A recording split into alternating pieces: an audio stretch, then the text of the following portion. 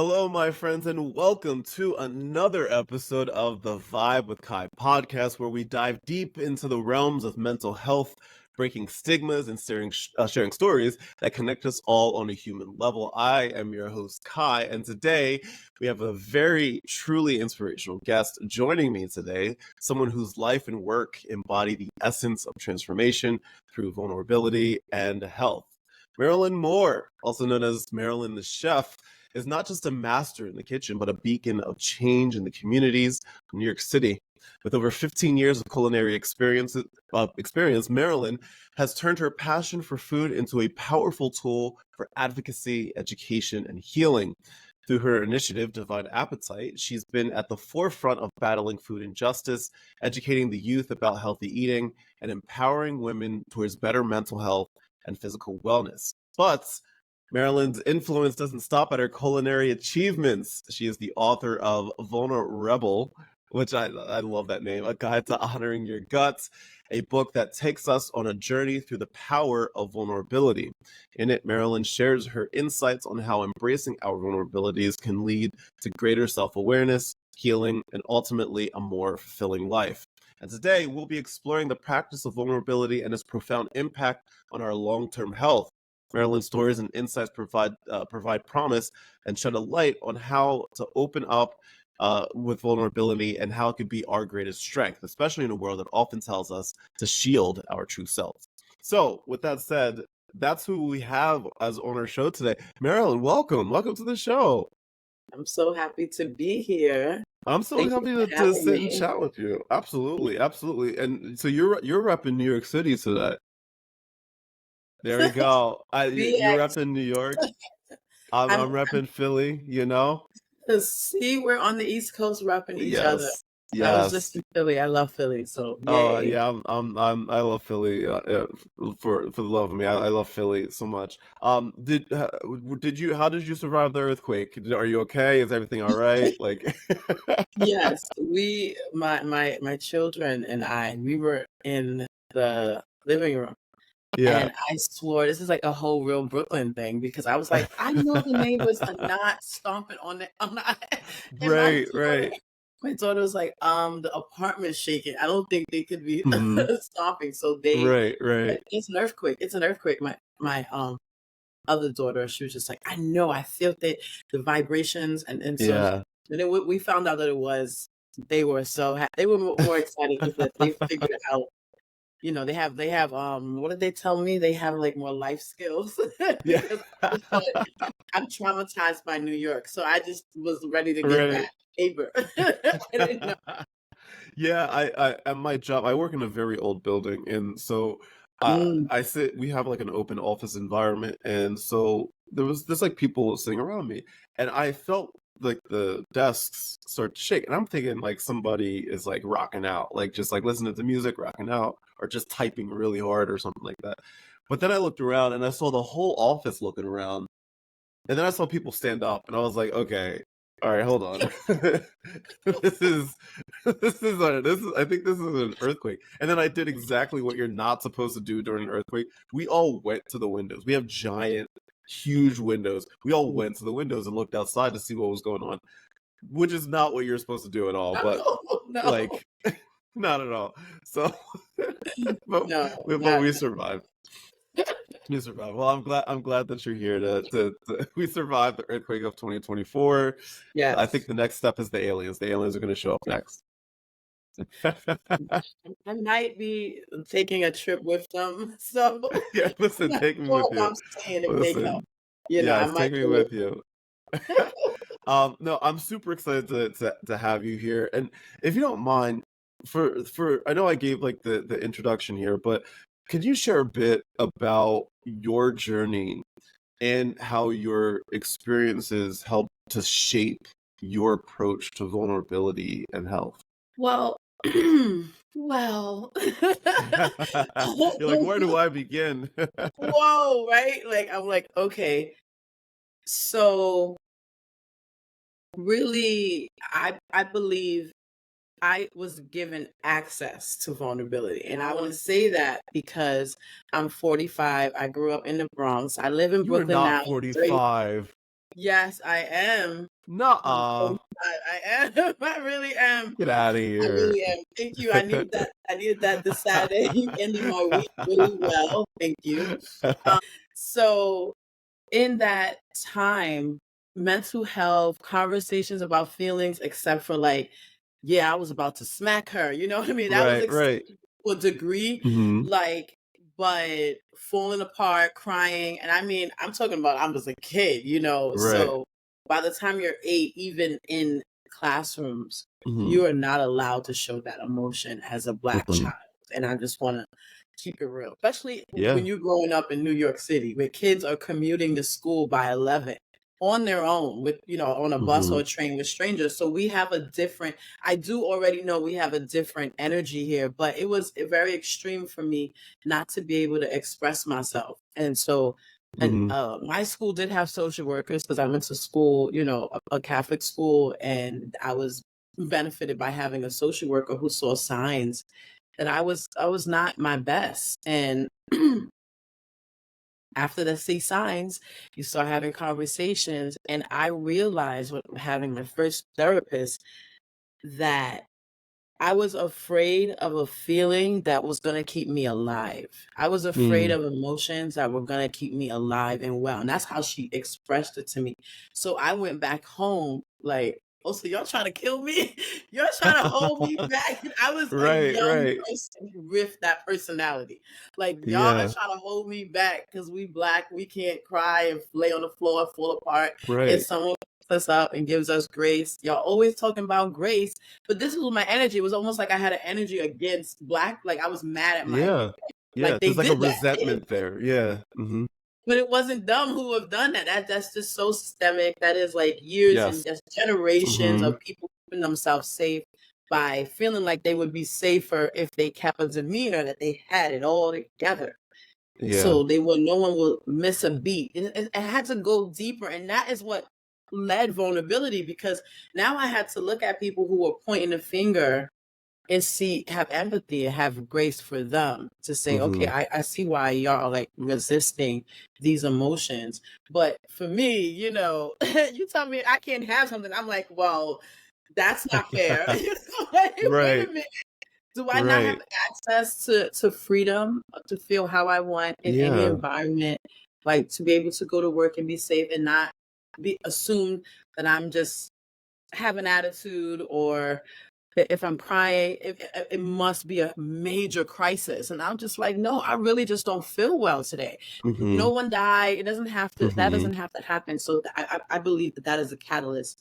My younger years of needing therapy, then receiving it, unlike a lot of my friends in the early 90s, and came out with like they shouldn't have let me out. They shouldn't have let me out. Came out like, oh, I'm starting a revolution. I just didn't have any power, or no one listened to me back then. But I was like, one Right. day I'm gonna broadcast that feeling. Every emotion is what Yes. emotional stability is, not Right. keeping it together. Even though, and I'll close with this, keeping it together sounds like, I'll go into a chef as a chef. Like I have made cake and had this really great idea that really was not going to work. I will Mhm. not lie. Like, and I'm sure other Right, chefs right. do this. And you started and you made this frosting. The frosting is not setting the way it is.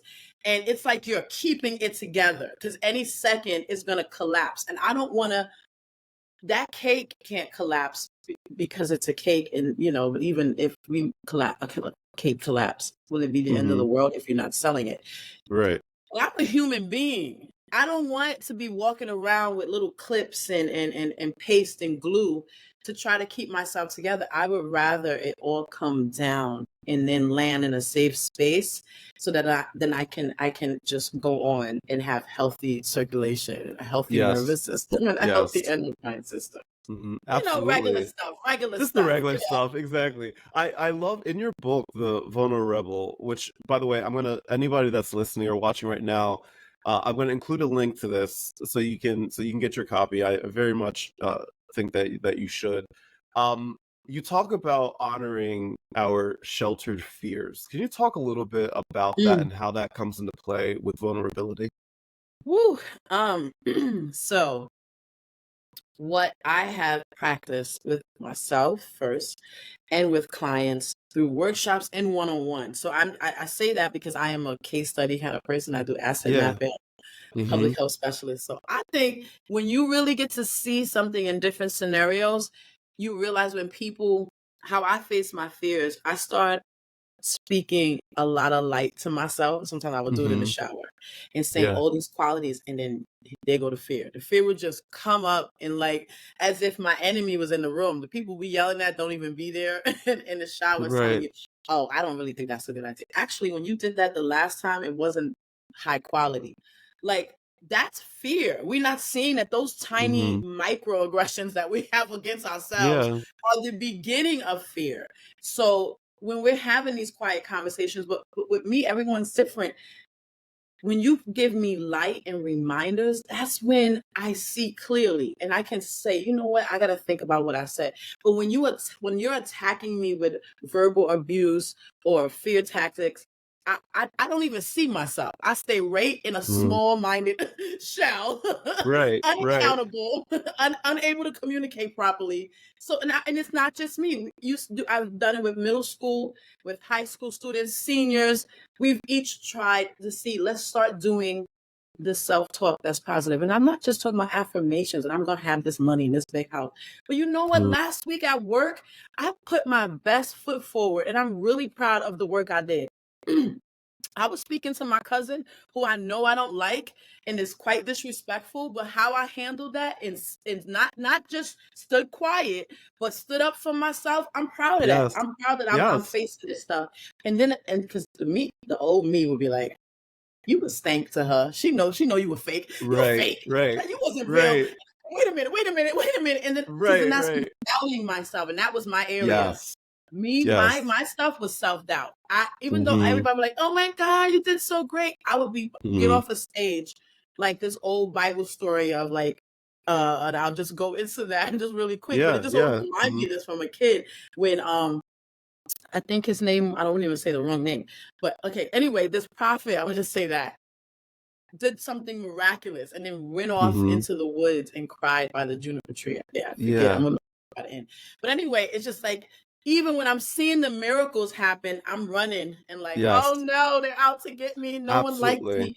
And I did not see it until I started thinking and complimenting myself and Mm-hmm. celebrating myself. And that was vulnerable for me. I named the book The Vulne-Rebel because I felt like it is an act of rebellion for me to be vulnerable. Like I'm Yes. rebelling against society. Yes. So, Yes. No, I'm with you 100%. I had a conversation recently about self-doubt and giving yourself grace for it's okay to congratulate yourself and would often struggle with that because I'm like, no, Kai, you're supposed to do that. Like you're not like you are a kind person. You're not supposed to celebrate your kindness. That's what you're just supposed to be like all the time. And if you celebrate it, that's you being selfish. ooh, And and so I used to not really either even think about it. I used to just put others in front of me all the time. Um, and as a natural empath, I would mm, often do that at my own expense. And even before we started recording today, like you were talking about, you were asking me about like my confidence and all of that. My self doubt to this day, even though I have a good hold on it, a lot better hold on it now than I did, years ago. But every time I make a video, anytime record a podcast, there's always still that little piece of me that's like, Kai, what are you doing? mm. What are you doing? Are you wasting your time? Like, shouldn't you be doing something else? Like was this good? Were you funny? Were the video that you're about to post, are people going to enjoy it? Are people just going to think it's the same crap, as you always do? Like, there's always like this self-doubt. And I taught myself, and with therapy to deal with the facts. How much of it is in my head and how much of it actually happened. And when I'm able to do that, I kind of ground myself a little bit, and that's what keeps me going. That's what legit keeps me going. And it allows me to embrace my vulnerability. Like I enjoy making these videos because I get to be my true genuine self, and I get to be vulnerable, and that's a good thing, and I can be proud of that. So your book talks a lot about food, because you're a chef, and not like I'm starving, so definitely gonna be, after we record today, like I'm gonna be chowing down. I'm not gonna tell you what I'm eating though, because you're gonna probably yell at me for eating that, but that's neither here nor there. But in your book, Vulne-Rebel, you have a recipe at the end of each of those chapters. Can you talk a little bit about how cooking and the food that we choose every day, how does that relate to emotional vulnerability? Well, first, I'll just say cooking is a passion for me. I love to cook. So when I was serving people and cooking, I always tried to think of the whole human, not just what would look good on the plate or would sound good on a menu, but what would impact people's nervous system, endocrine system, digestive system. How would they feel better without labeling myself as a vegan restaurant or a vegetarian? Because I feel like there's also these capitalistic limits in that don't really encourage people to eat better if they don't have access. So I Mm, always made food in the spaces that it came from the local community, came from farmers markets and from local farmers. A lot of my stuff came from urban community gardens, and then I would label that. So now I get to promote that these things do exist, and you can join a CSA, you can join a food co-op. Guess where I got this from? And I would implement that in every program and curriculum that I write for schools. It's very important that when I speak to a school and they want me to create a curriculum or after school program for them, I let them know that if it doesn't include civic engagement, if the mm, staff or the parents are not going to be included, then we can't call this food justice. We can't call this a path to changing how we eat, because it is impacting their health to have high sugar days, right? We can hmm eat fruit. That's sugar. That's right. sugar, right? But I see a kid eating processed sugar. And then I'll Mm, go teach at a school in another neighborhood where the corner stores do not have processed sugar once you walk in. It kind of started to nudge this vulnerable side of me saying, like, whoa, like I call it the American vulnerability, which is the term that's in the dictionary, which means susceptible to harm and mm, like almost in the best friend of resilience, like yeah, enduring pain for long periods of time with a smile. That's not the kind of that's the kind of vulnerability our food systems in certain yeah, neighborhoods. But sure. the vulnerable connection to food is knowing that what you are about to eat, even if you went to the local spot that don't have good food, it's processed, unhealthy seasoning. But if you made the choice to buy that and sit down and eat, then you need to respect that, this may not be the best, but I asked my body to help me process this. Pair it with some tea that's herbal. Hmm I don't, I feel like if I'm talking to people who don't have access, how could I really sit and tell you, look, I take a train and two buses to go to Trader Joe's. You right. should do that too with your kids. And if you don't, you're not an acceptable human. Wow. Like you don't really care about your health. And that's what people do. They Right. do personal choice over access, which makes no sense to Mm, me. hmm Then I would not be a vulnerable human being. I feel like vulnerability helps you go to the root. If you're not going to the hmm root, then you're not being vulnerable. You are doing what people need you to do. Oh, you need me to show you a sad emotion. You need me to, and we are trained. Sure. And this lady Hmm was like, because people are fake. And I said, no. What do you tell a 5-year-old who starts crying and said, I don't feel good? Nope. Get up. Let's go to this school. Yeah. Come on. hmm No matter what race, creed, color, or religion you are, hmm you have told a child, if you're a parent, let's go. We Yeah. have to move past hmm that emotion right now. And if that is a household that is underserved and undersupported, they're going to be hmm hearing that a lot. And it Yeah. is going to change. And you can't wait to turn 20. And I'll close on this and be like, I'm mad at my parents. They didn't give me access. The parents didn't have access. Right. Let's Yes. let's get hmm access so then Yeah. let's get access to vulnerability and pass that down. And that when that anger stirs up to who we blame, we can also stir up who helped us get to this way of Yeah. thinking. Because you Right, didn't just right, wake up like this. right. We all have been traumatized by a system that stunts Mm-hmm. our emotional growth, and then wants us to be sensitive in relationships, at Yes, work, in schools. It makes no sense to yes. me. But Mm-hmm. that is, I feel Absolutely. like food. I created those recipes because it's a mix. I even put a recipe. My homemade laundry detergent is one of the recipes because this is a lifestyle. You know, I went to Atlanta and I told my daughters, this is what a journey is. I'm going to Atlanta to sell my book, promote myself, speak. Mm-hmm. I go to a destination. But I said, what I'm doing is my lifestyle. Going to Atlanta Mm, is the journey, but what I'm doing while I'm there is living a vulnerable lifestyle, right? right. I'm from the Bronx, not susceptible to harm, but open and available to grow. Yes, yes. I'd be remiss if I didn't sidetrack for 30 seconds here, Yeah. and talk about the Bronx for a second because it's been in the news recently because sort of because of our friend Jennifer Lopez, who said who said they had asked what is your favorite what do you get from the bodega, and she said bacon, egg, and cheese with an orange drink if you know you know. And there's a bunch of people from the Bronx being like, "What?" like we like what a bacon, egg, and cheese and an orange drink if you know you know. And I've only been to the Bronx a few times, but the few times that I have, and I have been to the bodega, the people that I've been with, the way that y'all order from the bodega is like such a unique language. It's such a unique language, and I love it. I'm like, I need to learn all the lingo here. So I'd be remiss if I didn't ask. Do you have a go-to bodega order? Yeah, it would more it used to really be like chicken over rice. Mm-hmm. I've never been like a bacon person, even Uh-huh. when my household ate bacon.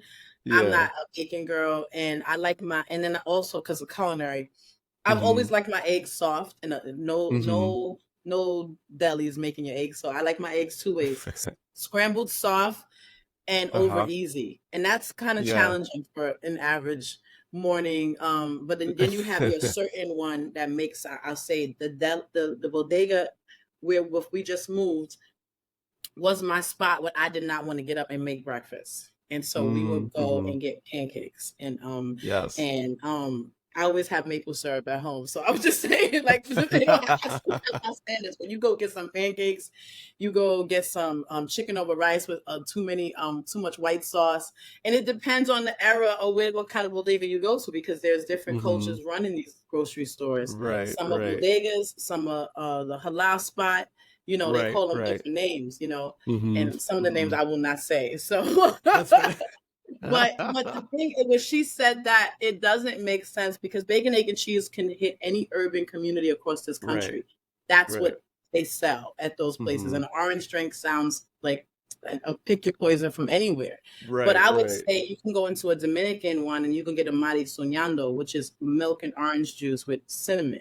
Like that, I feel like that would be unique. A mari right. soñando, you can get that at the restaurant or one of their bodegas, and they'll make it up with canned milk, orange juice. It sounds crazy, but it's really sweet and delicious, but Yeah. may not be good for you. So don't tell everybody I said, so drink that. And whoever listens, don't be buying that and then say I said it. I But that know. is the thing. They're gonna be like, so she was talking all about healthy eating and she told me to buy this. So Yes, yes. But our thing is always breakfast. I specialize in breakfast a lot. But yeah, yes, Jennifer yeah, Lopez, that's sit funny. down No, for I just I had to or something. I had to ask. So if somebody might be listening right now that is like, okay, I hear you with vulnerability, and I want to embrace my vulnerability. I don't know where to start. I don't know what to do. What can people do to kind of start their journey towards embracing vulnerability? Hmm. And the beginning is decide that it's going to be your lifestyle. Like Hmm. when the first workshop I taught in 2014 was called The Marriage of Mind and Body. And Hmm. that was my beginning to speak about vulnerability, even though I would not really say that word yet in public because I was almost like I don't know if it was embarrassed or uncomfortable and didn't want to explain myself. But this workshop allowed me to do that. And it included men and women. And I was basically teaching you to first marry yourself. And it wasn't no space of like, don't get married, be single. I've never in my life told anyone to be single, even right after you get divorced. I feel like companion, hugging buddy. If we remove really quick, I just say this, if we remove this detachment we have so much, then when we do get a friend that we're hanging out with in between relationships, maybe a companion, it won't be obsession or do you have to marry me, all these standards, because you've been so detached and disconnected from human heartbeats. You don't know how to act when one is around you, because males are one of my best friends. I work out with men, and in no way do I want to go chill afterwards. Hey boo, a few come in, and it's about to be the summer in Brooklyn. It's gonna be nice outside, okay? I'm gonna just say that because I'm human and I am an adult. So, but doing grown folk things. Exactly. I like to say that those middle moments really do matter. And let me bring it back. Let me bring it back. Oh, because I got excited about the summer. Okay. Can you tell me? Ask me what you were saying. Oh yeah. How does somebody begin? You got sidetracked by that summer, thinking about that summer. I got you. It just had me. It took my mind right off of the interview. You transported yourself to July, to June, July, August. And if women and men who are listening, you really can get to see a vulnerable side of humans, especially if you choose calisthenics, outdoor workout. Those environments, those small spaces, really like breed good conversations, and you see people when they're frustration, they're talking about their pain because they're pumping, and it's a moment. There's always a way, right, to connect. But I would let people know that marrying to yourself, once you get a deeper connection with your flaws, because then you can say, I have all these flaws. Bet. Let's write down these flaws real quick. Let's write the flaws down. Okay, where those flaws came from? Is that a law? Is that legal? Is that something that's based on gender, race, creed, religion? Let's break it down. Do you still think you have a flaw? Because that's what marrying yourself is. When I was married, I've been married twice, and marriage is very challenging, especially for me. Okay, I'm just being honest. And the last that's vulnerable. That's vulnerability right there. It's true. Marriage is quite challenging for me. And as a woman, when I was entering single motherhood, where I thought I was cursed by life. Like, I'm Black, I can't be a single mom. Like, everyone just assumed. I was married. He would go into the store. A dude would come talk to me with my 2 kids and everyone just assumed I was single, a single mom always. Right. And so I was scared of this new lifestyle. And I'm telling them those fears of losing yourself or losing someone or like feeling disconnected. When you're married to yourself, you'll start to feel when your marriage is falling apart. You'll start to notice when your body and your endocrine system is off. That's like, when your partner is off. And that's why I use that template. You need to be married to yourself and understand the intimate sides of you beyond how good you look on the outside, how nice your clothes are, how many degrees you have, where you work, what zip code you live in. That's America right there. That is this country. Before we even get to knowing if you might choke me, I got to know how much money you make. I don't care. I want to look in your eyes. That empathic Did you just say what I think you just said? Yes, I did. Yes, I did say that. Because we be sugarcoating the crazy part. Like, people think being vulnerable is crazy, but no. I love it because I interviewed a sex therapist a couple weeks ago, and when I tell you she opened up my eyes to things, and I'm like, you know what? We've grown folks doing grown folk things. So exactly, and I think we all deserve choice. So if you are a little on this side of the table or that side of the table, can I know early? I love vulnerable human beings because I'm gonna see what is available to me, and sometimes we don't want to see. We want this image. It met the image. It's going to look good on the gram. It's going to look good in the group family text. Oh, I have this person. I have that, and it definitely goes across all genders, all dating, all relationships. This is not some heterosexual men and women story or woman story. This book is definitely not that. I have testaments from my clients who are males, and one who let me use his Mm-hmm. story in the book. And I'm a storyteller, so I wanna continue these conversations. That if you are not first connected to, do you understand when your digestive system is off? Do you understand when that heat comes in your body? Is it a emotion to cry? Is it anger? You can really get to Mm-hmm. that piece, and it's like we don't got time for that. I live in the Right. busiest place. I have 4 children. I've been a single parent. I've decided to stay single in a lot of Mm-hmm. ways, even though I Sure. still date. You feel me? Yeah. Best believe. Don't see me on the street of Brooklyn with my boo. To my, oh, she said oh no, not that kind of single, sweetheart. No, no, Okay. no. Well, we're all looking forward to summer now after all this talk that you talking about. Y'all need to come. Man, you live in Philly, so it's beautiful. There's some great workout parks. I know a guy who's a Yes. calisthenic master who be in Philly Mm-hmm. repping y'all workout Mm-hmm. parks. Yes. So I'm Absolutely. No, holding we have some good sections, but I'm like, damn, I'm gonna have to make it up to you. New York City. Wingate Park in Brooklyn, Wingate shouting out, I'm be there in December. But remember, whoever's listening, remember my men in the park are my bodyguards. Don't come out there looking for me because I'm I cute and can't. everything. You know what I mean? I You can't know, right now. community, and That's they so are funny. also. Can I give a shout out more? They are also so celebratory of when I wrote this book, and they were so proud of me and gave me like Mm-hmm. I can go into the park by the way to just even give a depth, like more depth. And I have been like just cannot breathe. I just need to hit a bar and like not that kind of bar, but the bar I'd hit that too. But and just breathe and do some push-ups. But I can't. I feel like I can't Yeah. do one push-up. They're like, oh, because you stress. What you want to cry? Come here. You want to cry? Even Mm. if their voice is like that, and I would just start Right. crying like I can't do that, and they laugh at me because Right. I'm barefoot. I'm telling them I have free births. I birth my kids at home. And some of them Mm-hmm. just be like, you know what? We just gotta let her have her space. Let her Right. have her Yeah. space. Sure. And it's Mm-hmm. so, even when they do it like in a joking way, they still Mm-hmm. doing it.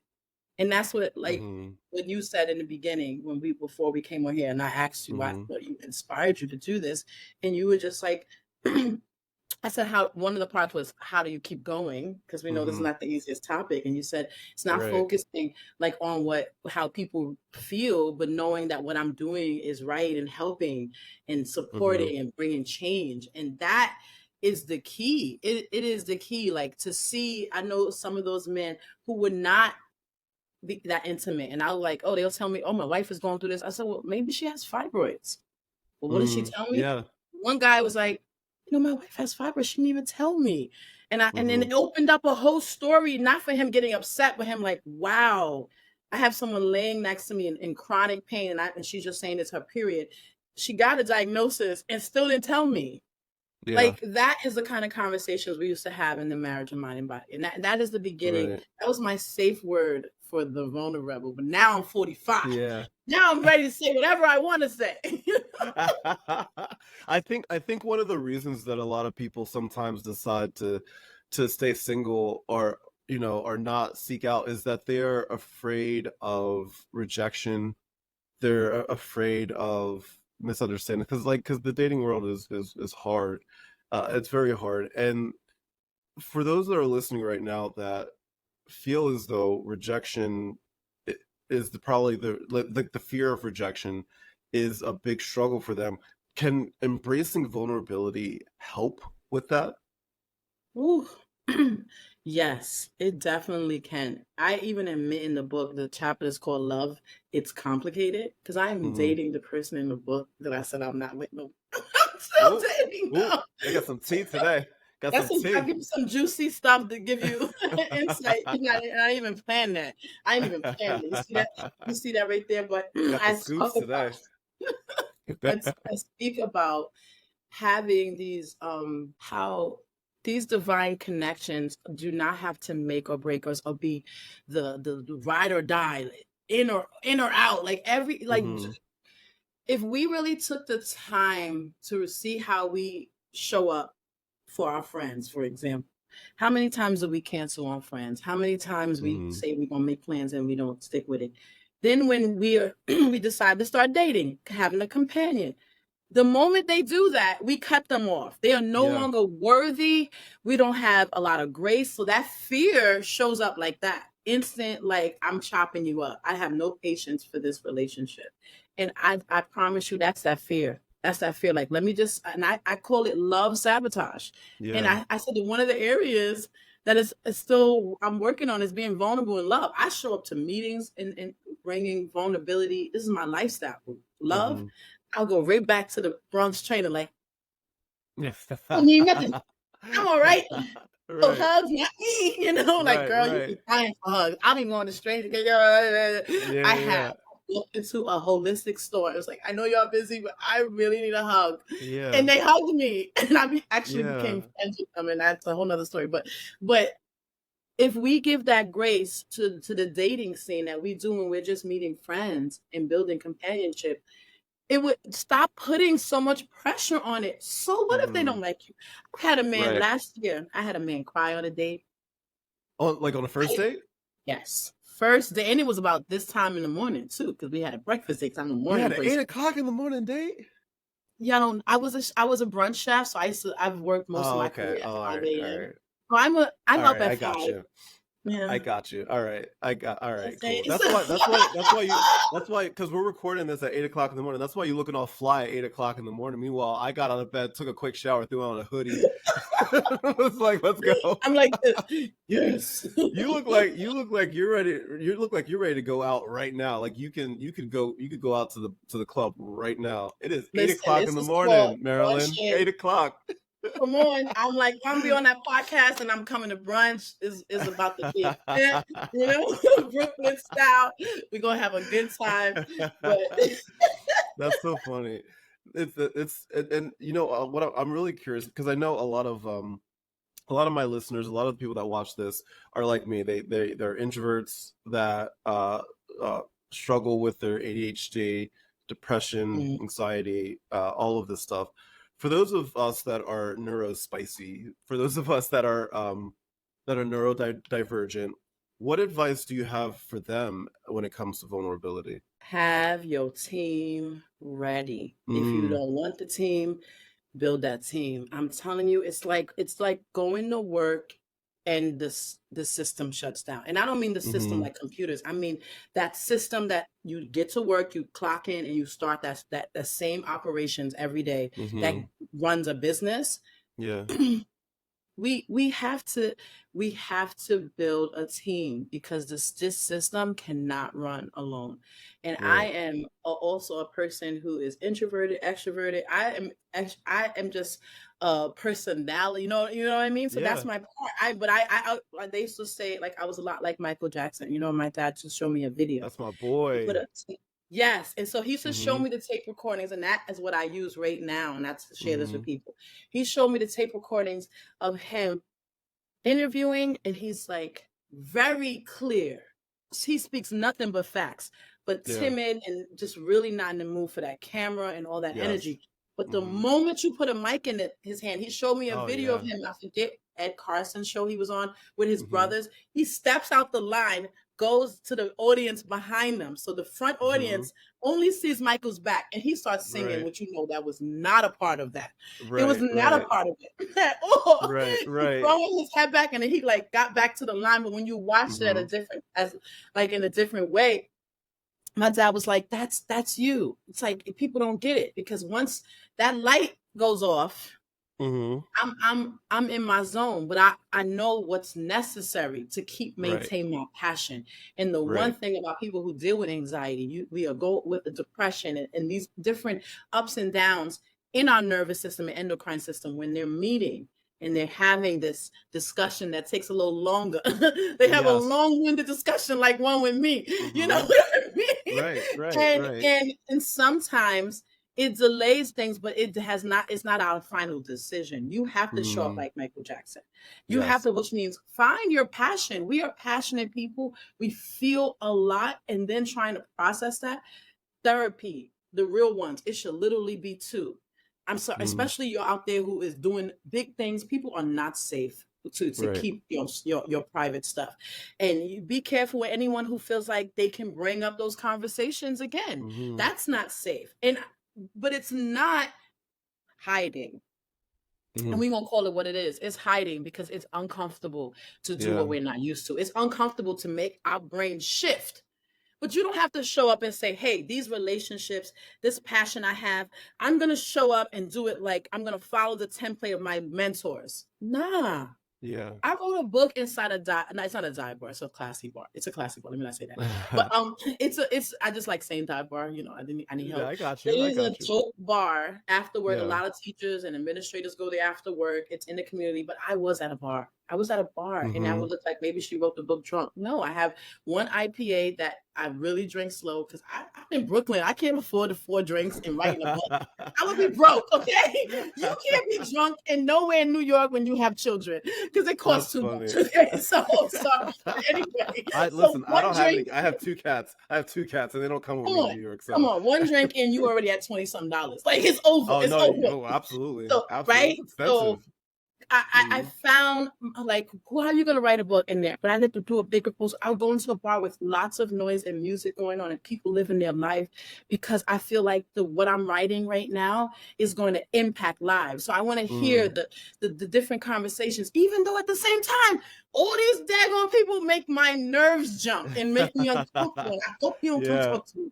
All happening at once. So I'm choosing to have the passion fuel me. That's what I said. That's the whole point of this. Now, if I go sit at a bar with a friend, knowing that bars make me uncomfortable, and I'm just doing it to please them, that's not healthy. That's what we're not doing. You let passion lead you. That's what brings us out. It helps us shine. Our passion, not people pleasing, not job pleasing. Like, because we've been forgetting our whole career is people pleasing. Like, yes, no. It is. Yeah. Right? I'm showing up. I have gone to a meeting and I'll end with this because I want to show y'all real stories where a person, a woman who's instantly always identified with what's low income, lower. And I just be looking at these so-called amazing people because anyone who shrinks people, who never puts people bigger than what they are, my dad say, oh, watch them because they don't love themselves. And he used to say it that simple way like that. Oh, they don't love themselves. They don't love themselves. And I said, like, oh, God, of course they love themselves. They have all these things that, like, oh, my God, like, you're lost. But now I start to see, what does it take in a human to say unkind things, to push harm, or to shrink you and not see you at your greatest? It's a small mind because broad minds don't do that, right? Correct. So I go to a meeting. They set up, they're buying my curriculum. They wait till I get to this meeting. Now, entrepreneurs, I come into a meeting, I'm on a clock that I'm paying for, not you, right? You don't drag me into a meeting unless we're done. So we're supposed to go there to sign a contract. They wait to the meeting. And I'm telling you, at this time, I was arriving to most of my locations in tears and revamping myself on my 4 block to a school, right? But spend the whole train ride in tears because I was so overwhelmed by being a single parent, running a business. My business just took off and I had no idea what to do with myself. And I'm being honest, right? Yeah. So, boom, I go to this meeting and I'm beat up, right? I'm beat up. It's not, this is the day I could lose. This is the day where the anxiety, where the years of depression, being hospitalized, all that starts popping up in my head. You not qualified when this woman said, oh, I just see that, we can order curriculums online now.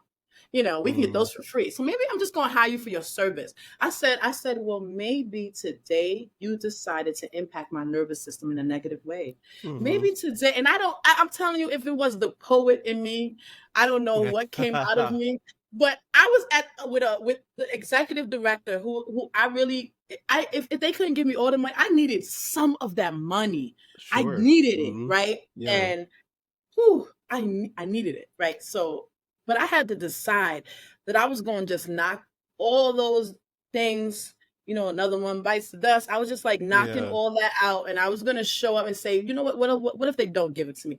I said, this right here is a tactic. And you will now use a fear tactic and impact a human early in the day. And I have a whole day ahead of me, a school to teach at with students relying on me being well. And then I have to pick up children at night at about 7 at night and do some more stuff.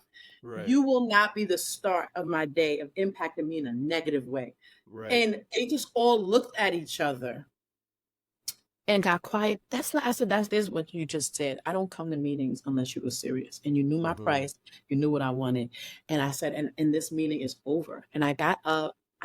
Once I exit that building, I was like almost running to be the train so no one can see me. Oh God, please. I ain't got no money now. You're not a smart mom. A real mom would have sucked it up and held it in for the sake of her business, her image, blah, blah, blah, blah, blah. I was not sucking it up. And I was going to start practicing in business because I had practiced it with friends and family.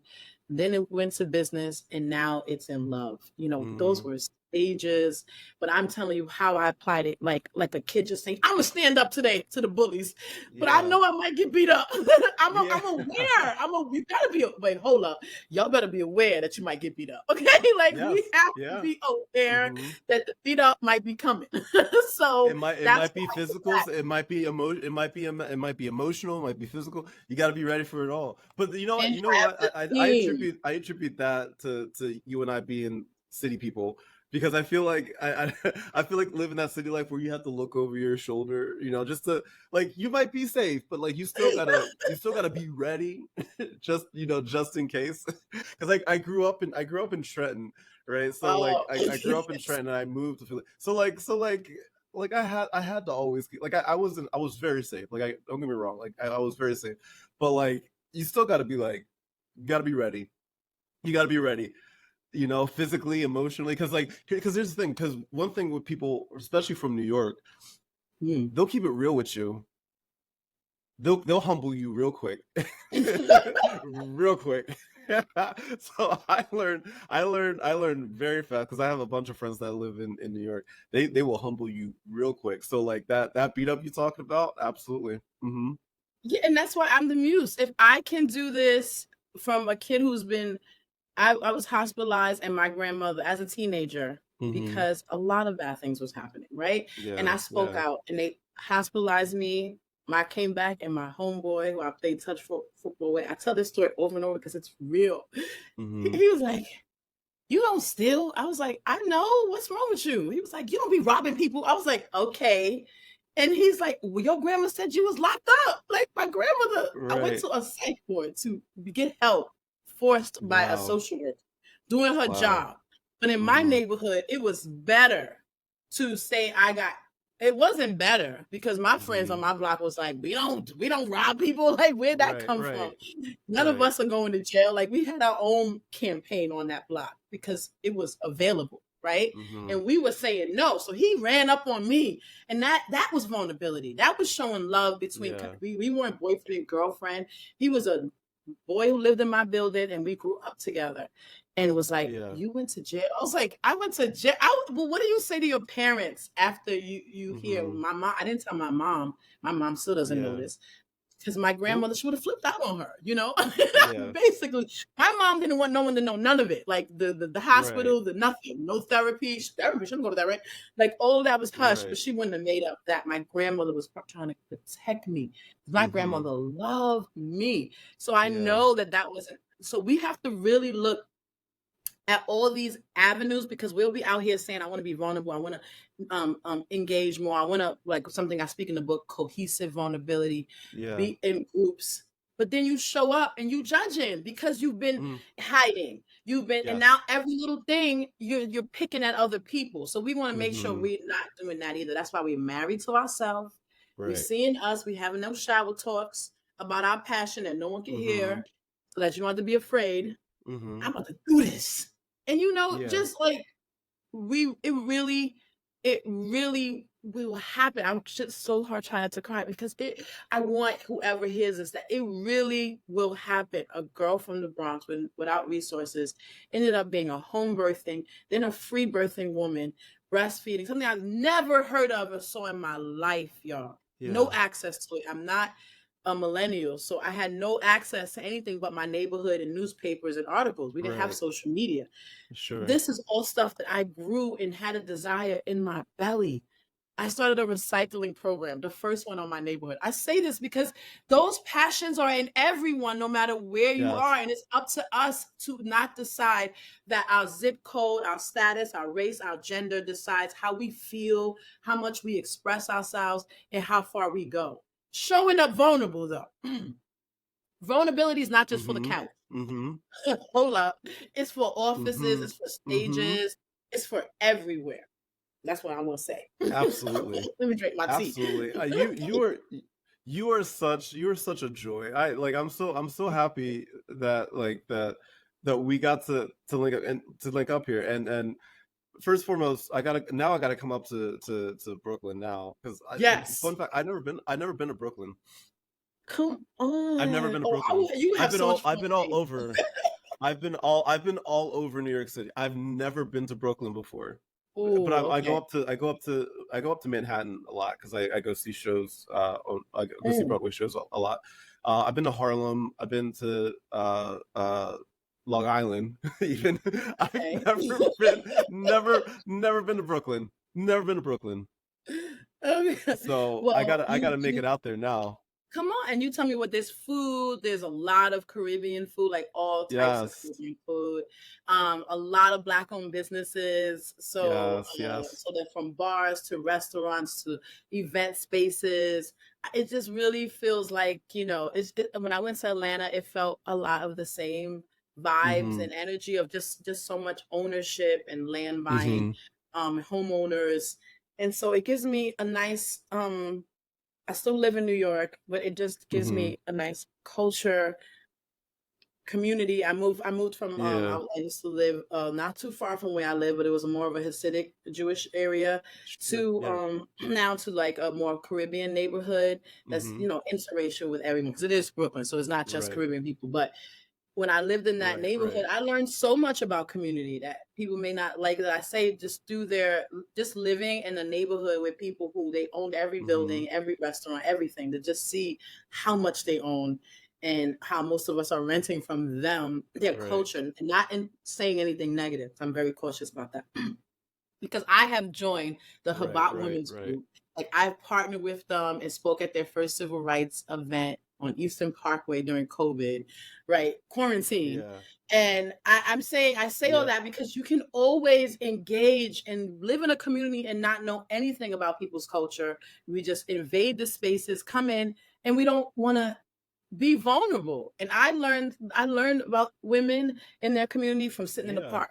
sitting in the park with my kids, and we started having great Mm-hmm. conversations. I say all that because here it's just so many different things to do, and there's so many cultures in one space where Mm-hmm. vulnerability is really engaging with humans. And when the humans show up and show you who they are, that's when you step back, Mm-hmm. but not just Yes. deciding that this is off limits and that's off limits. I don't like that. And I feel like that is the erosion of community, you know? So if you want kind of Brooklyn, let's go, let's go, let's go. So Marilyn, what's next for you? What's the next adventure for you when it comes to mental wellness and vulnerability and your platform and all of that? What's the next step for you? Well, I'm working. There's a project I can't really discuss, but there's a project that has to do with food justice that I've been working on, and it's on the table. So those listening, send some good love and vibes. Burn your Mm-hmm. sage today for me. You know what I mean? Yes, Because yes. it is something that I've pitched about 4 times. So hopefully this is the right group of people. Okay. We're You gonna make know, this happen. yeah, make this happen. Selling a book without anxiety. That is on Mm. what's Mm-hmm. next because it has been causing a bit of, and I'm not saying it like a fun term. I am someone who has dealt with anxiety most of my Mm-hmm. life and have Mm-hmm. used medication for it, to that level. So when I start feeling that, I'm a little Yeah. nervous. I don't want to, Yeah. I was getting the anxiousness, and I went to a event about women resting last night, and I cried in front of all these strangers, and that felt really great because I'm just like, what if you feel like you can't do this. You can't run around to event space to event space to event space and sell a book. And then people be like, vulnerability, what, girl? You know, and Right. even though it's like 9 at night and you're half dead and you're like, oh, Yeah. you're rejecting me at 9 o'clock at night? Dang, you know? Right, But right. that's what's next. Just honoring to keep going. I have to just honestly confess that to keep going right Right. now, selling this book Yes. because I'm so used to people just loving what I have to offer. And Mhm. that is my own Mhm. growth, you know, that Mhm. everyone doesn't have to want it, but it still doesn't mean it's not needed and necessary. Right, So right. that's what's next. Right, right. That's amazing. That's amazing. That's what, my friends, if you're listening and you're watching this right now and you're like, I like this woman. I wanna learn more about her. I wanna learn more about what she has to say. All of Marilyn's handles and all and the everything for the book is going to be in the description of this podcast. I cannot thank you enough, Marilyn. This will not be the last time that you're here. So I hope you come back again Yeah. soon, so we can talk even more about this, because I would love to delve even more into the anxiety side of things, because as somebody with generalized anxiety disorder, like, I definitely have a lot to say on that front too, especially how it plays into factor with everything else that we deal with. So honestly, Marilyn, sharing your journey, your wisdom, talking about the power of vulnerability with us, like, I can't thank you enough for that. Like, honestly, the work that you do is a beacon of hope. It's a testament of the strength that's found in opening up and embracing our true selves, especially in the Black community, where this conversation it's being had more often now, thankfully, because of people like you. But like you said, like, it's not something that we talked about growing up. Like, I'm 37, so like, Mhm. even for me, like, I wasn't. I'm a millennial, but I'm one of the elder millennials, right? And it wasn't talked about when I was growing. Like, I grew up looking up to three types of people: my dad, hip hop and R&B artists, and athletes. And none of those people were talking about mental health. None. None. Like, Biggie didn't have a song being like, mental health, baby, baby. Like, it wasn't like, like, like, it wasn't, that wasn't a thing that he said. I would have bought that. I would have bought that album though. But honestly, thank you so much for sitting and chat with me. To everybody that's listening, if Marilyn's stories and insights have touched you, if they've inspired you, if they sparked curiosity, I cannot recommend Vulne-Rebel, a guide to honoring your gut, enough. It's not just a book, it's a companion for anyone on the path towards self-discovery and healing. So grab your copy. The link is going to be in the description of this podcast. Embark on your journey that promises transformation. And like I said, all of Marilyn's information is going to be in the description. Marilyn, thank you so much again for joining me today. As always, my friends, much love, good vibes, and I'll talk to you later. Bye.